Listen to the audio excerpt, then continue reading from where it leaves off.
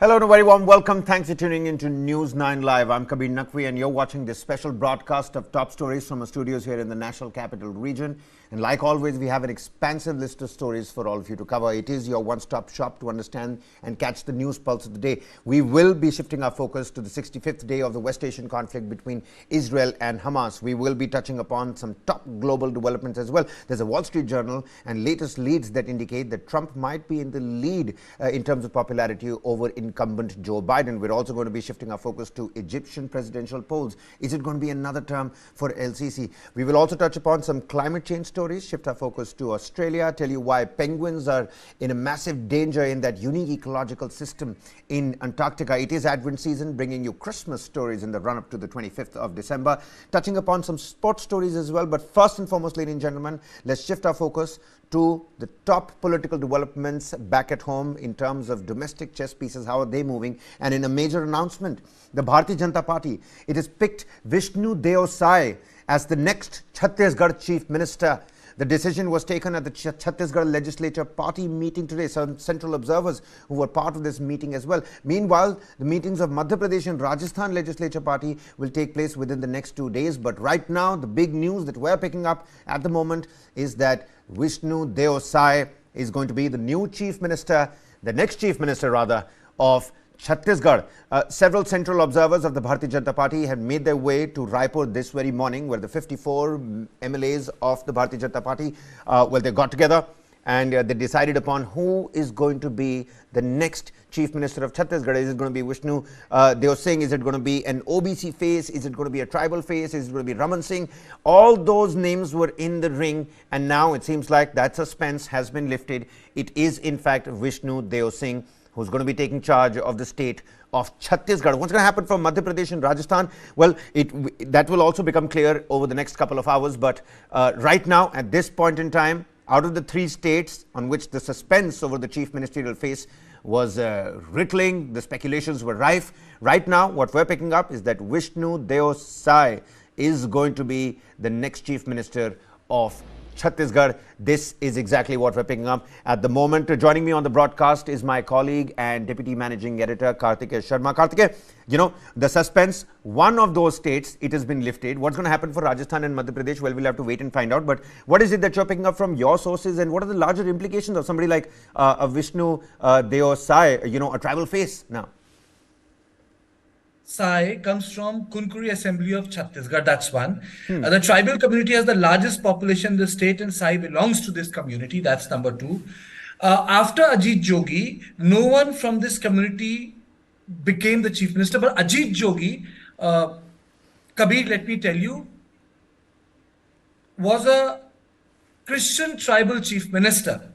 Now, Vishnu Deo Sai has been BJP president of the unit of Chhattisgarh from 2020. I'm giving you these basic details so that people understand that there is a decision why this has been taken. Right. Vishnu Deo Sai is the MLA from Kunkuri, as I mentioned. Before the legislative party meeting today, you know, there was a discussion which Raman Singh and Organization General Secretary Pawan Sai was there. Now, you would be very surprised to know that why Vishnu Deo Sai. You know, this marks a generation shift in Bharatiya Janata Party. You know, there used to be a joke, and the joke was that when it comes to Congress and BJP, there is no generation shift in Madhya Pradesh and Chhattisgarh. But that generation shift has started to take place in BJP. From 2000 onwards, there are 3 faces which dominated these 3 states, Rajasthan, Chhattisgarh and Madhya Pradesh. In Bharatiya Janata Party, it's Vasundhara Raje Scindia. From Congress, it was Ashok Gehlot. He continued. In Chhattisgarh, it was Raman Singh, 3 times chief minister. Right. Congress, there was a massacre, Naxalites killed the top leader, then came Bhupesh Baghel. Madhya Pradesh, for 25 years, you know, Kamal Nath, Digvijay Singh, they have been dominating from Congress.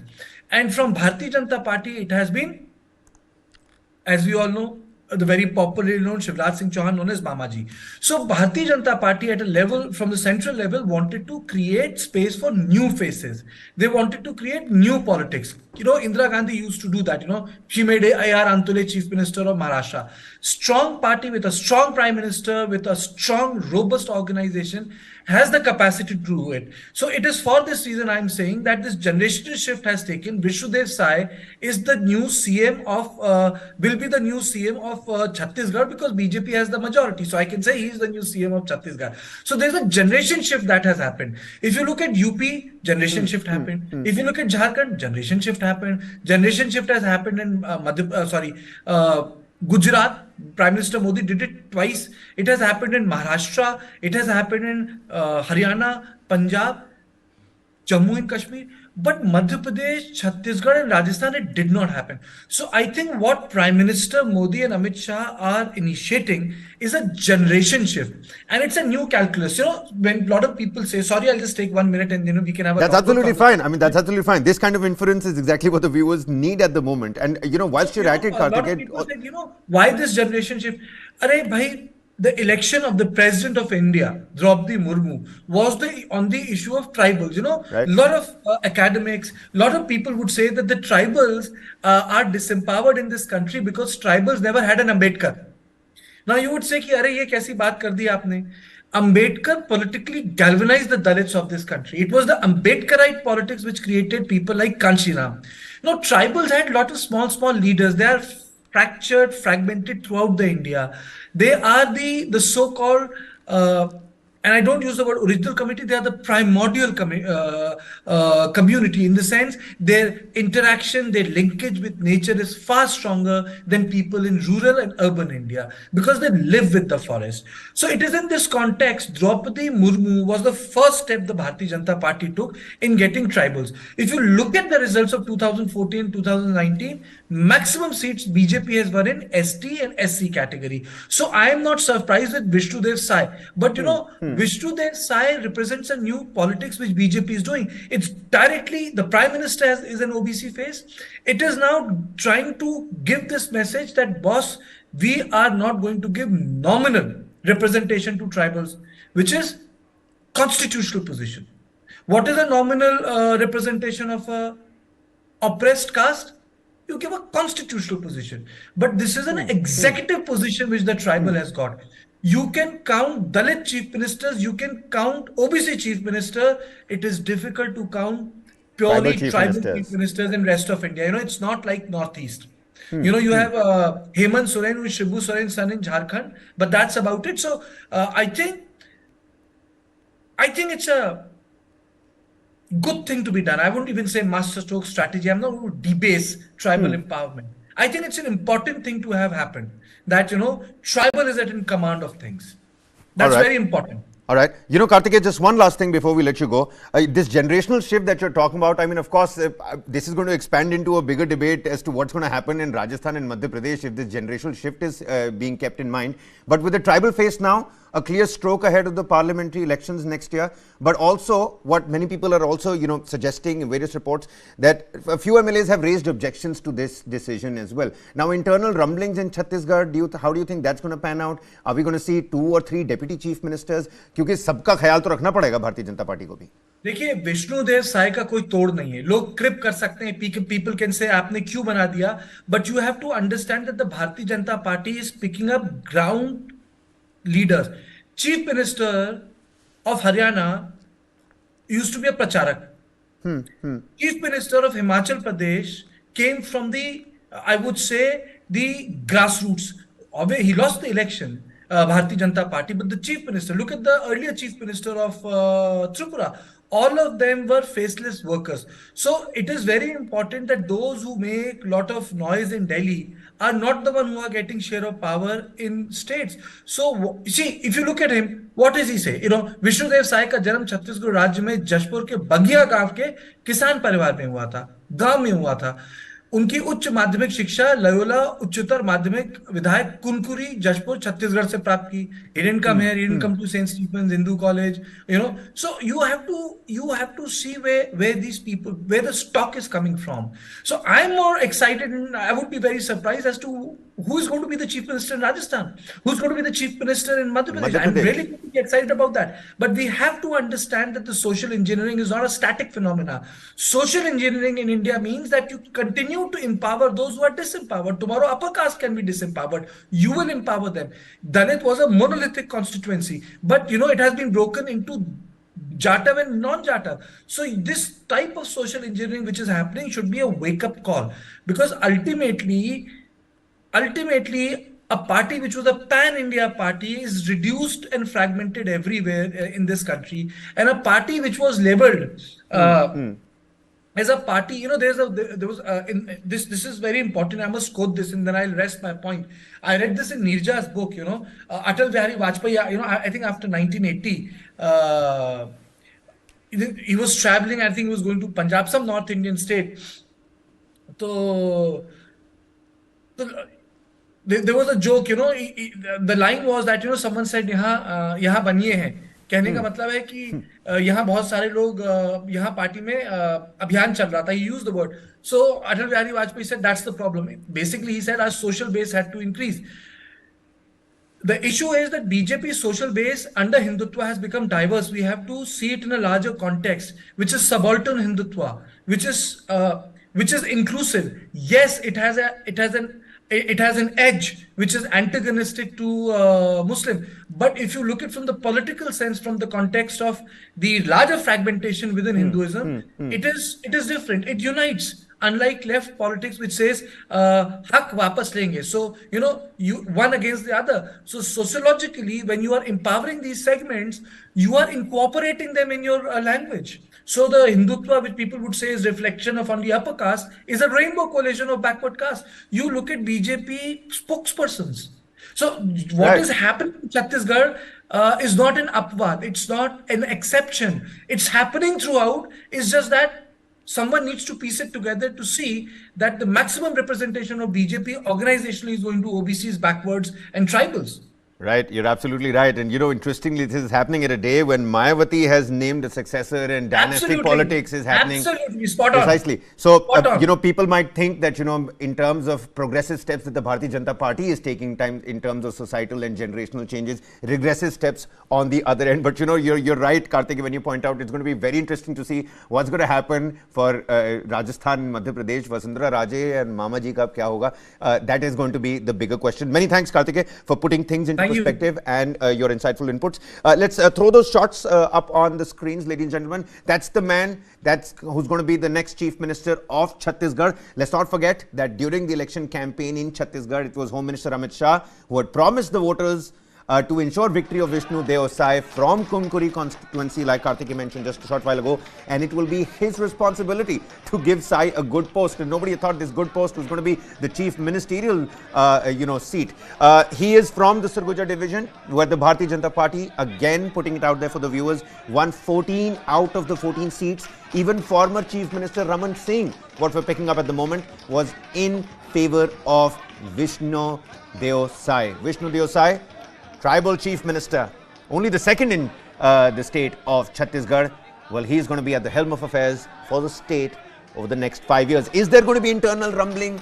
Are other MLAs not satisfied with this particular decision? Well, we'll have to wait and find out. And also, generational shift. What next for Rajasthan and Madhya Pradesh? Essentially, Vasundhara Raje and Shivraj Singh Chauhan, again something that is going to be looked upon closely. You can vouch on News9 to bring you all the latest details. Meanwhile, important reactions coming across from all the major stakeholders. Take a listen. अपना सर्वश्रेष्ठ देते हुए छत्तीसगढ़ की जनता जनार्दन के लिए काम करेंगे. नहीं, अभी यहाँ पर कोई घोषणा नहीं हुई है. आदरणीय विष्णुदेव साई जी को मुख्यमंत्री के रूप में, विधायक दल के नेता के रूप में चयनित कर लिया गया है. देखिए, मीडिया में जब से चुनाव के रिजल्ट आए उसके बाद से कई नाम चल रहे थे.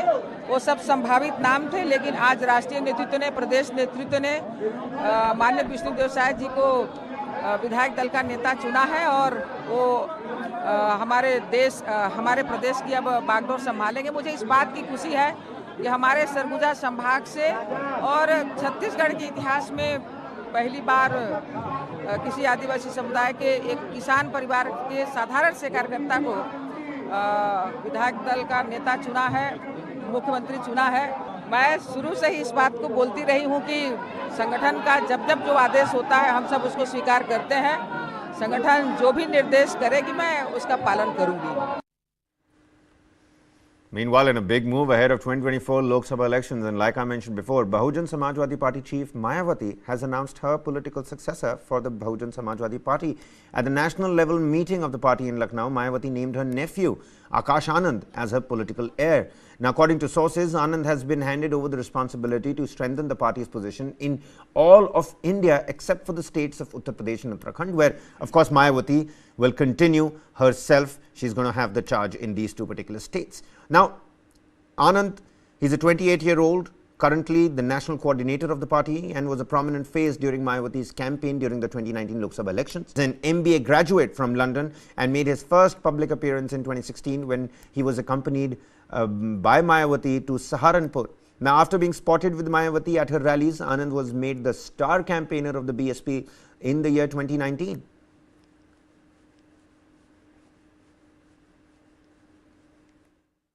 सीटें निकाल के जीत के आएंगे। बहन जी को प्रधानमंत्री बनाने का काम होगा और माननीय आकाश आनंद जी को अपना उत्तराधिकारी कर दिया बहन जी ने। अभी तो केवल काम करेंगे पार्टी में, यूपी उत्तराखंड में नहीं, बाहर राज्य में जो राज्य कमजोर है वहाँ उन्हें लगाया गया। बैठक में बहन जी ने संगठन को केवल लोकसभा में लग जाने के लिए कहा है।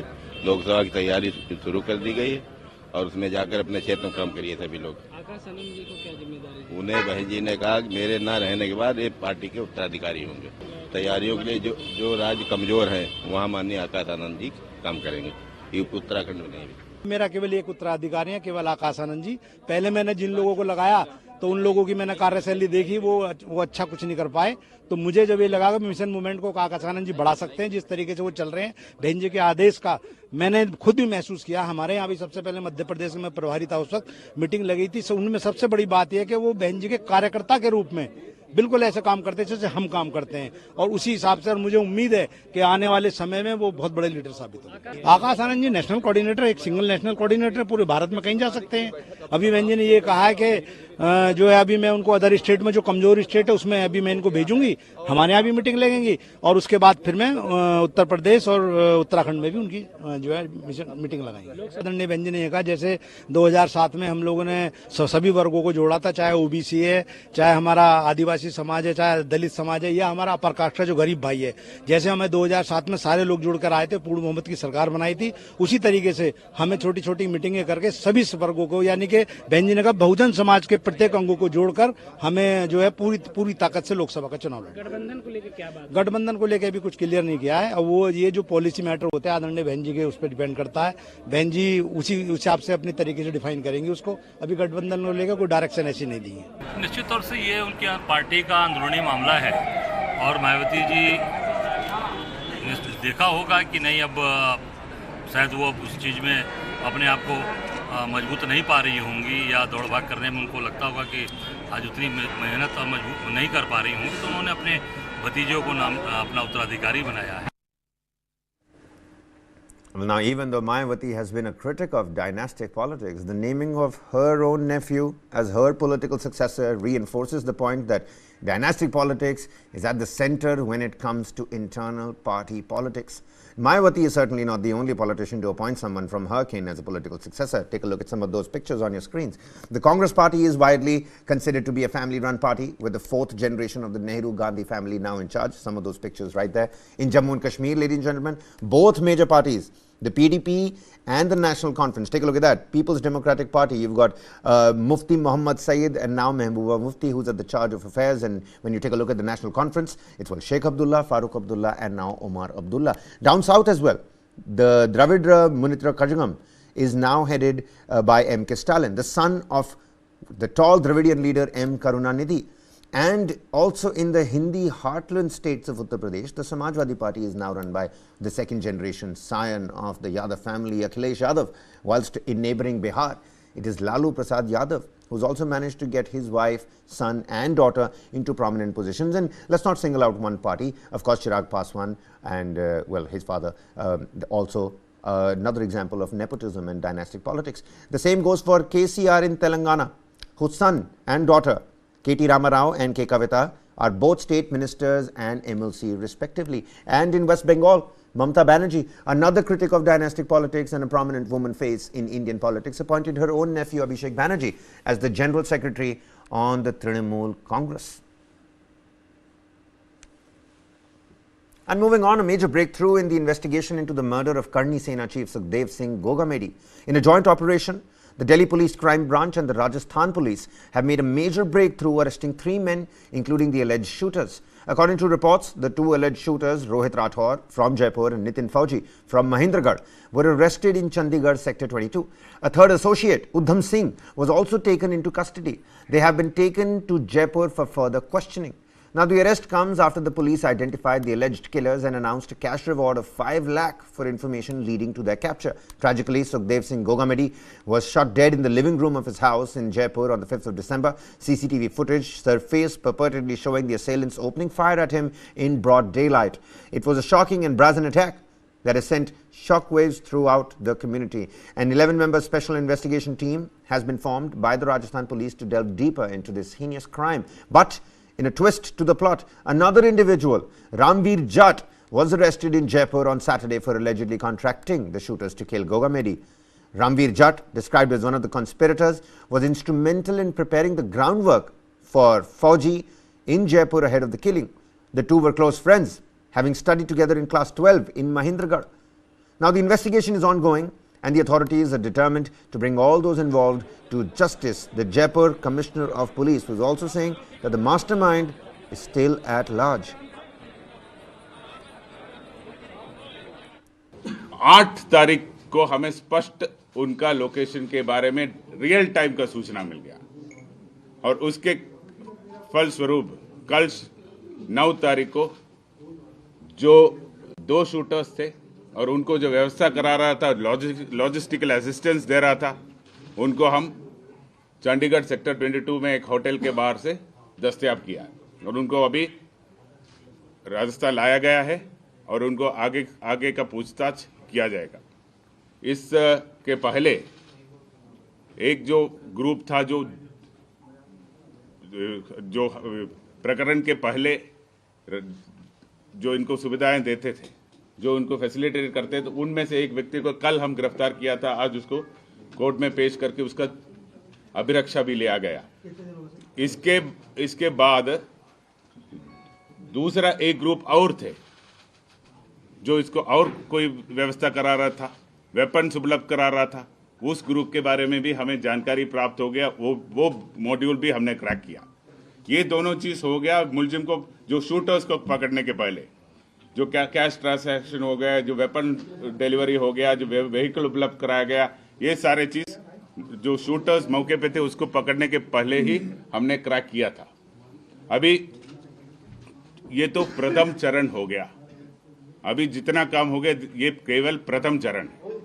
जो मास्टरमाइंड है, जो कॉन्स्पिरेटर, मेन कॉन्स्पिरेटर है, उन तक जाल बिछा रखा है।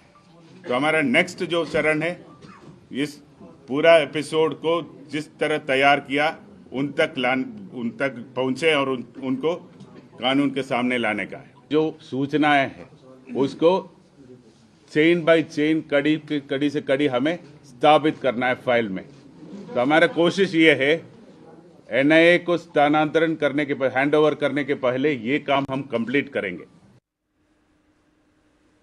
Meanwhile, construction works on the Ram temple in Uttar Pradesh's Ayodhya is going on in full swing. The General Secretary of the Sri Ram Janmabhoomi Tirath Kshetra Trust, Champat Rai, unveiled stunning images of the temple sanctum sanctorum on the 9th of December. Take a look at these. These pictures and this particular preview comes ahead of the consecration ceremony that is scheduled for the 22nd of January in Ayodhya right next year. Rai mentioned that the sanctum sanctorum of Lord Sri Ram Lala is nearly complete, with the recent completion of the lighting fitting work as well. Now, these images offered a glimpse into the splendid sanctum sanctorum, heightening the anticipation of devotees eagerly awaiting the consecration of the temple. Meanwhile, Chairman of Ayodhya Ram Mandir Construction Committee, Niprendra Mishra, he visited the construction works for the Ram Mandir. He was seen speaking to several people inside the construction premises. And that's not all.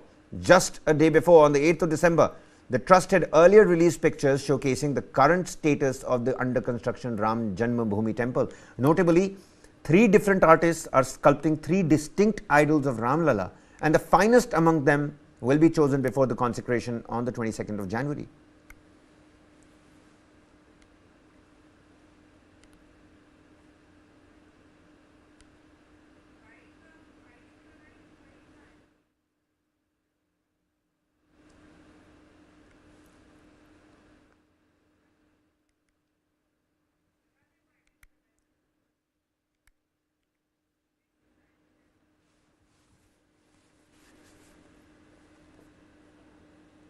And ladies and gentlemen, next up, shifting our focus to a segment on the West Asian conflict, the Israel-Hamas war, day 65.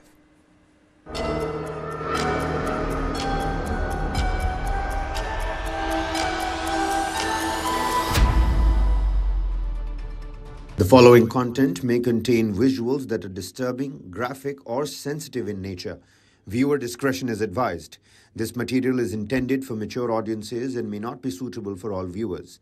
Please exercise caution while watching, and if you find such content distressing, we recommend discontinuing viewing.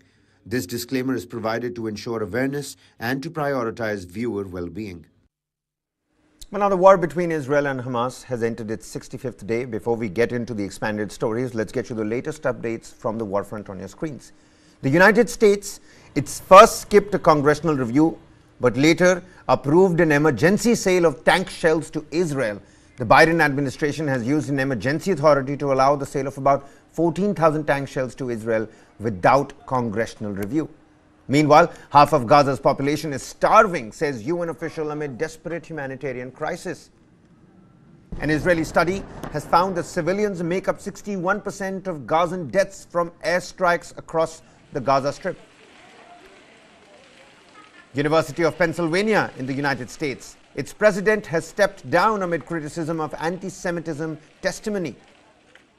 This even as the Israeli Defense Forces, it is declared that 5 more troops of the IDF have succumbed to their injuries, including nephew of ex-IDF chief Aisennaut, who also lost his son. Meanwhile, back at home, India's External Affairs Minister, Dr. S. Jaishankar, he spoke to the Palestinian Prime Minister, reiterating India's long-standing position amid the conflict.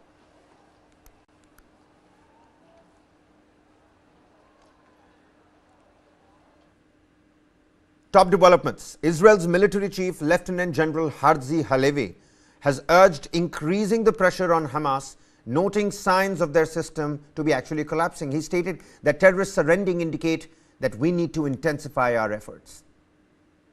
I see the achievements from day to day. We are seeing every day terrorists who are killed, also terrorists who are injured. In the last days, we see terrorists who are surrendering. A sign of the collapse of the system, a sign that we need to press harder. And this is what we are doing. Meanwhile, the IDF has announced deaths of 5 soldiers. 1 succumbed to the October 7th wounds and 4 others died fighting in the southern half of the Gaza Strip. The total toll in the Hamas offensive currently stands at 97, including the nephew of ex-IDF chief Gadi Aisennaut. The IDF says another 12 soldiers from several units were seriously wounded during fighting in the Gaza Strip on Friday and Saturday.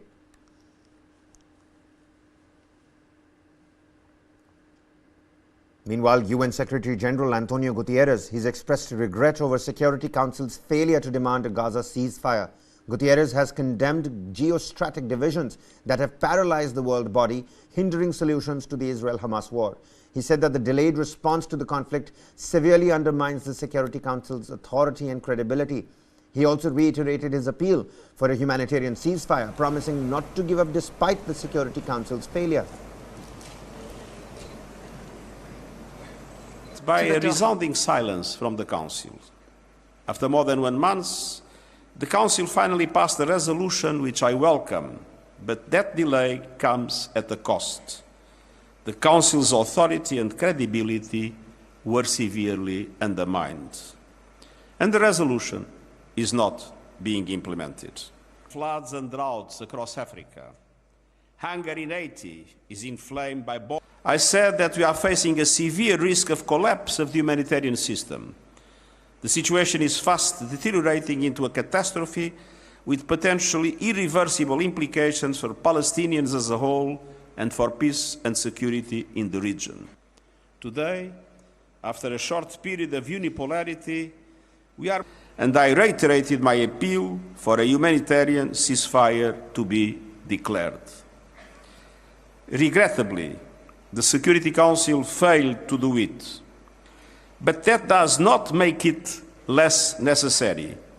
So, I can promise I will not give up. By new technologies. Artificial intelligence could provide solutions to many global... Beyond the Security Council, global governance is failing to manage two existential threats. First, climate.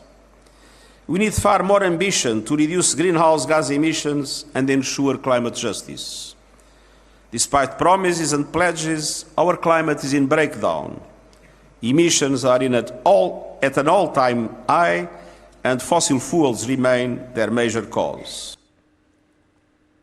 And even as Gutierrez makes these clarion calls, a military spokesperson for Yemen's Houthis has warned all shipping companies on Saturday against cooperating with Israel, saying they will be target of attack in the Red Sea if they do so. Yahya Sari announced a ban on the passage of all ships en route to Israel unless the Gaza ships receive the food and medicine that it needs.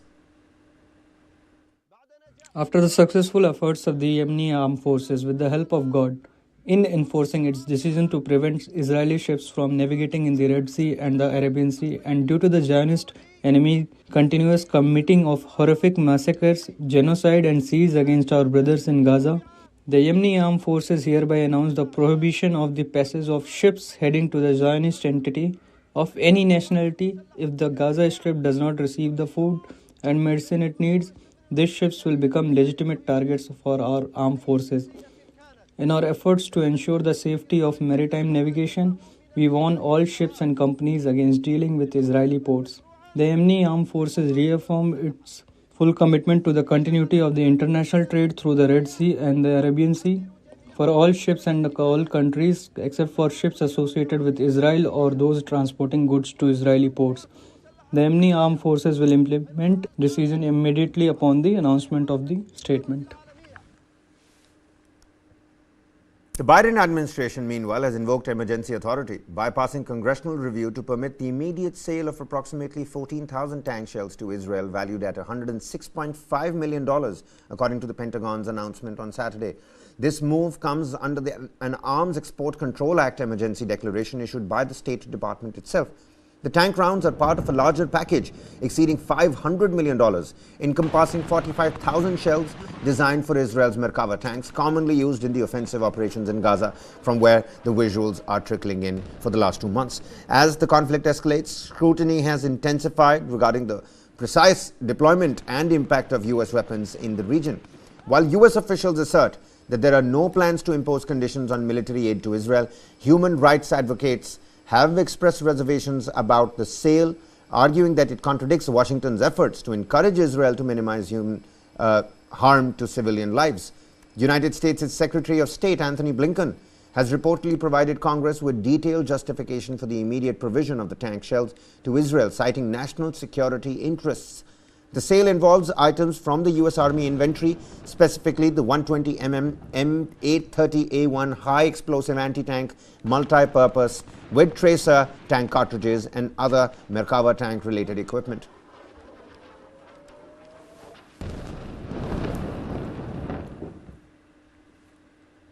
On the other hand, University of Pennsylvania President Liz Magill, who came under fire for her stance on anti-Semitism on her institution's campus, has tendered her resignation, according to a message sent on Saturday by the chair of the Ivy League Schools Board of Trustees. Magill, along with Harvard and MIT presidents, faced backlash for their testimony on anti-Semitism amid the Israel-Hamas conflict. Jewish communities criticized their handling of pro-Israel and pro-Palestinian clashes, and Magill will stay until an interim president is appointed, according to Scott Buck, who's the chair of the university's Board of Trustees. There was a moment during yesterday's congressional hearing on anti-Semitism when I was asked if a call for the genocide of Jewish people on our campus would violate our policies. In that moment, I was focused on our university's longstanding policies aligned with the US Constitution, which say that speech alone is not punishable. I was not focused on, but I should have been, the irrefutable fact that a call for genocide of Jewish people is a call for some of the most terrible violence human beings can perpetrate. It's evil, plain and simple. I want to be clear. A call for genocide of Jewish people is threatening, deeply so. It is intentionally meant to terrify a people who have been subjected to pogroms and hatred for centuries and were the victims of mass genocide in the Holocaust. In my view, it would be harassment or intimidation. Meanwhile, thousands marched through London during a protest in solidarity with the Palestinians in Gaza. Not the first time something like this has happened in London. People holding placards of their countries, but most predominantly it's the watermelon colors that fill up the sky. Placards calling out what's happening in Gaza at the hands of the Israeli Defense Forces, and placards that are calling out exactly what Hamas did on the October 7th attack.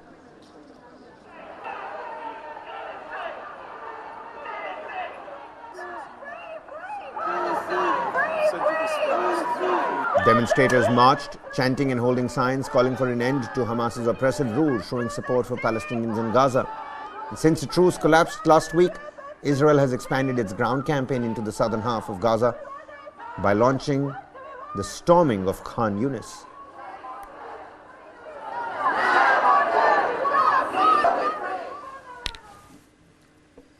Well, in Tel Aviv, parents of Gaza hostages demand their release. A mother holding her son's photo stressed the need for an end to the war for his return. Another father highlighted Israel's focus on securing hostages' release.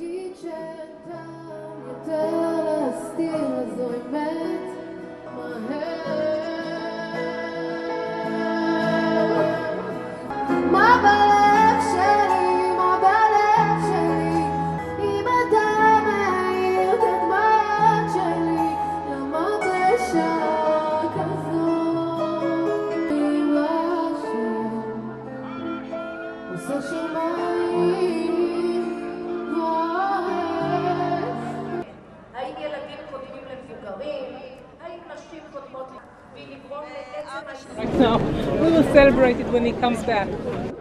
We don't know really how this will end, but you know, after 64 days, we are exhausted. This is, I think, the most, you know, this is the word that describes this situation right now for us the most, because it's every day, all night, every minute, every second of the day.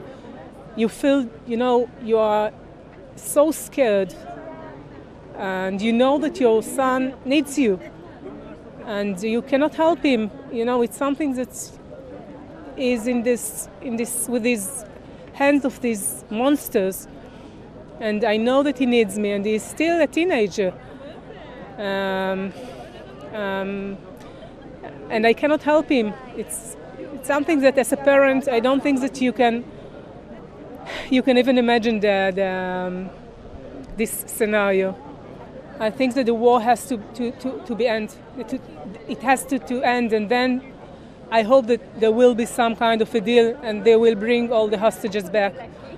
I don't think that another ceasefire right now will bring my son back. I really believe that the war should end as soon as possible. I really hope for this. I hope that it will end until the end of the year. So, we can have him back with us for the new year. Thousands in Tel Aviv rallied demanding hostages' release 2 months after Hamas seized them from Israel. Parents of Itai Shen, a 19-year-old hostage, called for Red Cross access and urged Israeli government leadership as well. Approximately 100 hostages were freed in a truce, but over 130 reportedly remain in Gaza. Now a few words in English, if I may. So we are the parents of Itai Shen, 19 years old, captured and abducted in Gaza. We are asking ourselves, why is it that our son has not received any visitation from the International Red Cross? Why is it that no one has looked at him and provided medical attention? Where is the Red Cross and why are they not doing their job? We are asking the Israeli cabinet, the war cabinet, to talk to us, the families, and explain what exactly is on the negotiation table to keep us families informed where we need to be, we demand to be part of the decision process. We ask the Israeli government to show leadership. Meanwhile, drone footage from Gaza City depicts the extensive damage caused by Israeli airstrikes and shelling after over 2 months of the war. This particular video that we're going to put on your screens that was shot on Friday shows an Israeli flag that you can see in the center of your screens installed on a mound of dirt. Tanks can be seen patrolling the entire area, and damaged streets and buildings, well, you don't need to be told to locate those. Take a look at the destruction after about 2 months of the Israel-Hamas war.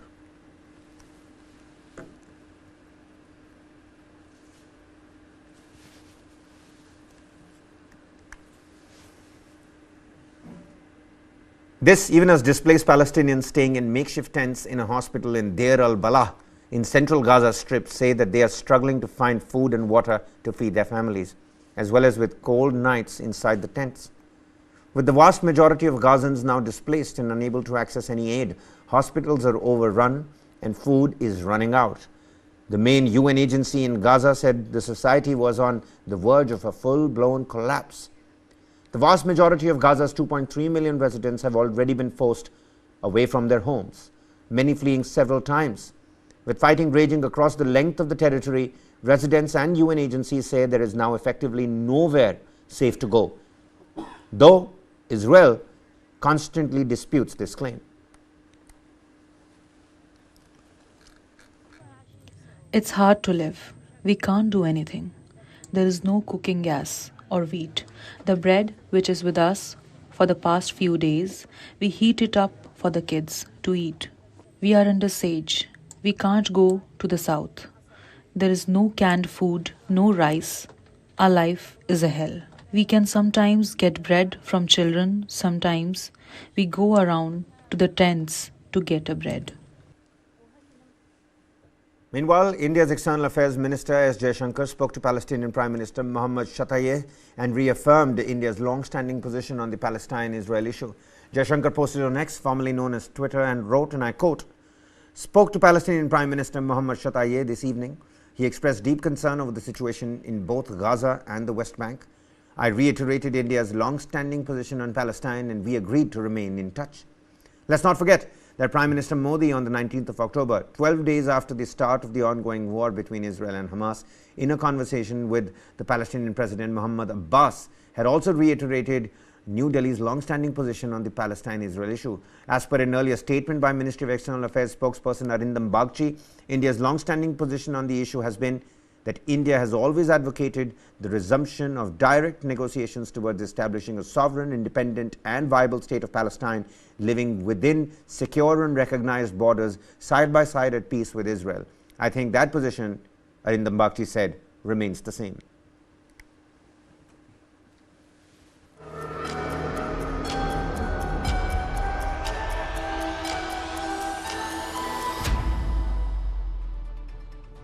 Well, taking a look at some other top global news as well, and shifting our focus to the United States, where a new national poll conducted by the Wall Street Journal has shown that former U.S. President Donald Trump has a narrow lead over incumbent President Joe Biden if there was a rematch for the presidential chair in 2024. Given a choice between Trump and Biden, 47% of the registered voters in the United States said that they will support Donald Trump in the election scheduled next year. Biden was found to be trailing Trump by 4 percentage points, as only 43% of the registered American voters favored him. 10% of those questioned in the survey were still undecided about their preference. Now, the Wall Street Journal, it also found that Biden was going to be able to maintain only 87% of his supporters from the 2020 elections, but as per this survey, while Donald Trump, the same number for him goes up to 94%. But there is a twist in the survey over here as well, because when given a hypothetical situation in which Trump is convicted of a felony charge, the voters split evenly between the two candidates, with 46% for Biden and 45% for Donald Trump. When a third party or an independent candidate is put in the mix, then Trump's edge over Biden widens a bit more. This is not the first survey which has shown Trump to be having a lead over Joe Biden. Other recent national polls too have given Trump a narrow advantage.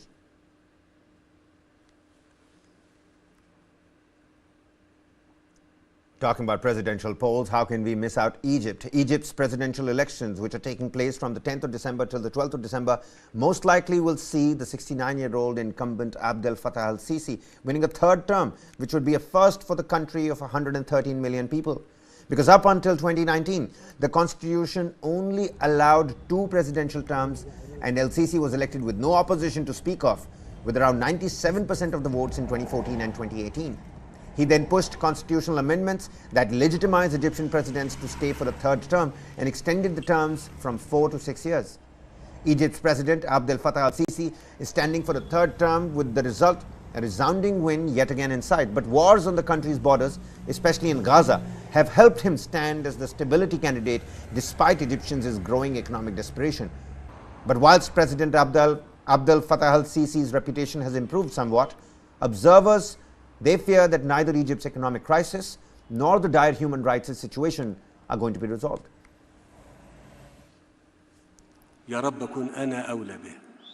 Egypt's President Abdel Fattah al-Sisi is poised to win 6 more years in power, a result that isn't in doubt. That's despite growing despair about soaring prices, which have stirred criticism of Sisi's record on the economy and his crackdowns on dissent. In power for close to a decade, the former army chief presents himself as a guarantor of stability in a volatile neighborhood. 2 wars on Egypt's borders, in Gaza and Sudan, have hardly hurt that image. Sisi announced his campaign for the December 10th to 12th election would be curtailed to save funds for aid to Gaza, though giant posters of his face are everywhere. If only he'd been content with the 10 years, says Mohammed Anwar Sadat, a moderate opposition figure and former member of parliament. Before the events of Gaza, the pressure on economic and living conditions, as well as other issues, were questioned by people and had created a state of anger against President Sisi and big reservations about his policies. Since the beginning of the events in Gaza, there has been a state of calm and tranquility in the minds of many, who started to feel it was better if the current president continues. Sisi has overseen a crackdown since leading the 2013 ouster of Egypt's first democratically elected president, Mohamed Morsi of the Muslim Brotherhood. Sisi and the military establishment are tight, while the Brotherhood has been driven underground or abroad.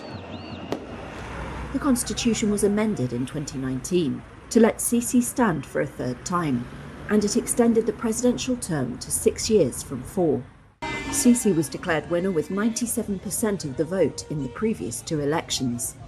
But Egyptian authorities seem wary of a public backlash this time, so 3 candidates have qualified to stand, all of them low profile and muted in their criticism. This is Medhat Az-Zahed, head of the Socialist Popular Alliance Party, which is boycotting the vote. They needed a degree of competition because of pressure concerning freedoms and human rights in Egypt and pent-up popular frustrations. So there was an attempt to release these frustrations through peaceful means, so long as the ceiling is defined. A national dialogue earlier this year allowed the airing of a few critical views, and some prisoners were pardoned. But arrests have continued. Parliament is dominated by Sisi's supporters, and his allies control the media. A campaign by leftist politician Ahmed al-Tantawi, the most prominent potential opposition candidate, briefly tapped into pent-up discontent. But he dropped out of the race, citing pressure from pro-government forces. He's now facing a judicial case on allegations of using illicit means to collect endorsements. Sisi's campaign office did not respond to requests for comment. The current president can get at most 1% of the votes out of real support, and I expect he can get 10% of votes using the same ways he used to gather endorsements.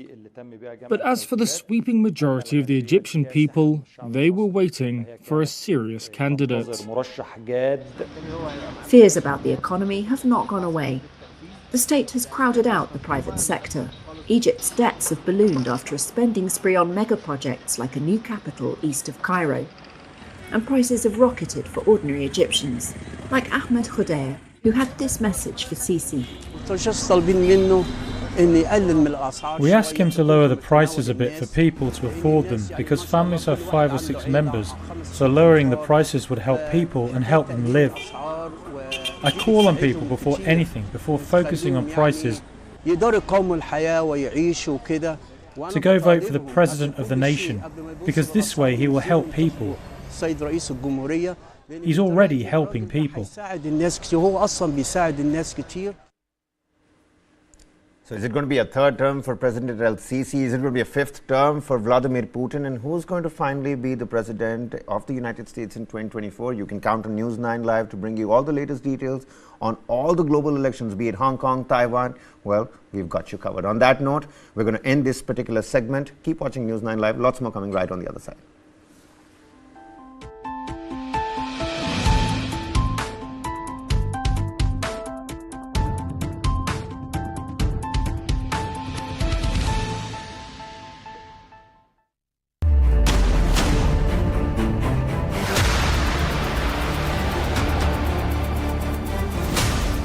BrahMos. Stealthy, lethal, precise. It flies at 3 times the speed of sound and cuts through a warship like a hot knife through butter. China's navy has threatened its neighbors, and they are turning to the BrahMos for protection. The Warship Killer. This and more streaming on world's first news OTT, News9 Plus. Download now.